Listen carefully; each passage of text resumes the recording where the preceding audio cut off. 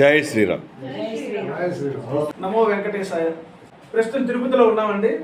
అలిపిరి నుంచి zoo park వెళ్ళే రోడ్లో శ్రీవారి పాదాల వద్ద ఒక స్టార్ హోటలు, బారు ఇలాంటి ఒక అకృత్యాలకి నిలవైనటువంటి ఒక హోటల్ నిర్మాణానికి అనుమతులు వచ్చినాయి. ఆ యొక్క నిర్మాణం కూడా జరుగుతూ ఉంది.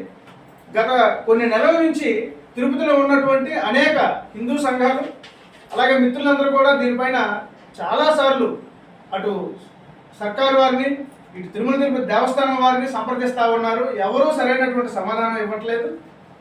మాకు తెలియదంటూ వాళ్ళు తప్పించుకునే ప్రయత్నం చేస్తూ ఉన్నారు. ఇది దేనికి దారి చేస్తుంది అనే విషయాన్ని హిందువులుగా మనం ఆలోచించాల్సిన అవసరం ఉంది.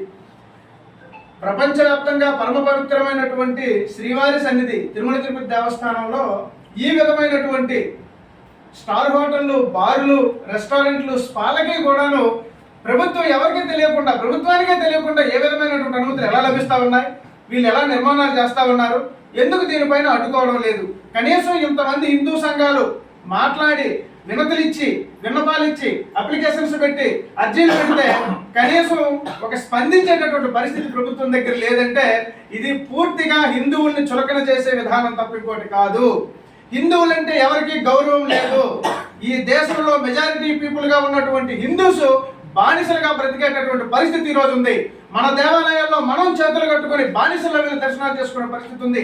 ఇంతటి గొప్ప దివ్యక్షేత్రం, ఇంత పవిత్రమైనటువంటి ఈ పుణ్యక్షేత్రంలో ఈ విధమైనటువంటి ఒక దుర్మార్గమైనటువంటి చర్య జరుగుతూ ఉంటే ఇంతమంది అడిగితే కనీసం నిమ్మకి నీరెత్తినట్టు ప్రభుత్వ అధికారులు స్పందించకుండా ఉన్నారంటే దీని అర్థం హిందువులంటే ఎంత చులకన భావంతో ఉన్నారో మనకి చాలా తేటతనంగా తెలుస్తూ ఉంది. ప్రతి ఒక్క హిందూ బంధువు కూడా దీన్ని గమనించాలి. ఈరోజు మెజారిటీగా ఉన్నటువంటి మన ఈ హిందూ దేశంలో ఉన్నటువంటి హిందువులకి భద్రత లేదు. కనీసం హిందువుల పట్ల ప్రభుత్వానికి గౌరవం లేదు, మర్యాద లేదు, బాధ్యత లేదు. హిందువులంటే ఏమైనా వినేటటువంటి బానిసలుగా చూస్తూ ఉన్నారు. కనుక ఈ విషయాన్ని ఈరోజు అన్యమతాక్రమణల నిరోధక హిందూ సైన్యం పేరుతో ఈరోజు ఒక కమిటీగా ఏర్పడి ఈ ముంతాజ్ హోటల్ నిర్మాణాన్ని అడ్డుకునే వరకు కూడా మేము నిద్రపోమని చెప్పేసి తెలియజేస్తూ, ఆ నేపథ్యంలో ఈ నిర్మాణానికి ఎక్కడి నుంచి అనుమతులు వచ్చినాయి, ఎవరు ఇచ్చారు, ఎందుకు ఇచ్చారు, దీని తాలూకా పూర్వోత్తరాలన్నీ కూడా మేము తీసి పూర్తి డేటాతో ఉన్నాం.